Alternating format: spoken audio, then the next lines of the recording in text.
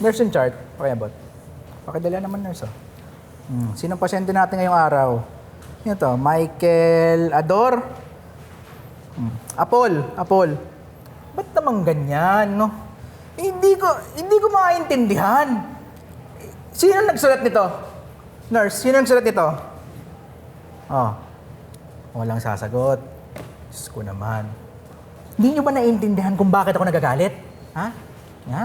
Ang problema sa inyo, pag di nyo alam ang ginagawa sa operating room na to, ako lahat nananagot. O, tapos sasabihin nyo sa labas, mayabang na naman ako. Ay, babasyo pa ako. Diyos ko naman. Nurse, yung scalpel tsaka yung gamit to. Simulan na natin to. Ano to? Ha? Ang purol, no? Palitan nyo naman ng iba. Please naman, nurse. Oh. Matalas.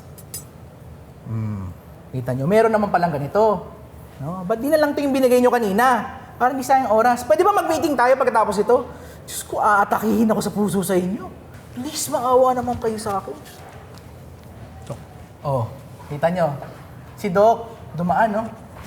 Doc, dumaan ka, Doc. Sorry po. No? Papaliwanag ko lang sa inyo, no? Ako kasi nagmumukhang kawawa, mayabang at arugante dito sa operating room na to. Dok, kaya lang naman po ako dumaan kasi lalagyan ko na po siya ng anesthesia. Hihiwain niyo na po agad eh. Hindi ko pa po nalalagyan eh. Di bigyan mo ng anesthesia yan. O, sige. Turo ka na. Doc. Tulong naman. Sige na. Oh, ayos na. Tanggal ko na yata niya. Patay. Dok, Oh, bakit na naman? mali po yata yung ginawa nyo. Kidney po yung tatanggalin sa kanya, hindi po yung atay. Ka, balik mo yan. Ganun ba? Ay, di bigyan ulit ako na yan.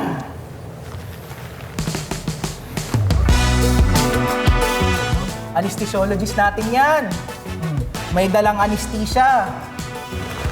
Wala na to.